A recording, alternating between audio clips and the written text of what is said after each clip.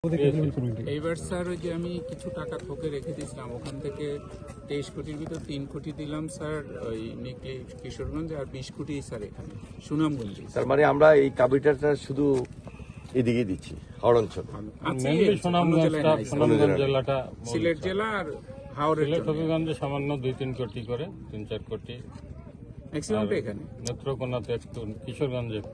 তার মানে দুই পাশেই তো পানি। যখন আপনি পুরা এলাকা সমুদ্র আর এখানে খাল টাল আর কিছু দেখা যায় না।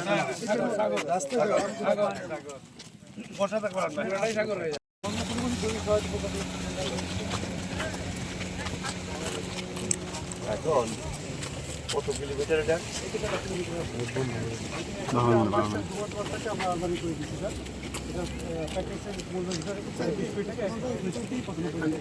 আর্মারিংটা স্যারকে বুঝাবেন।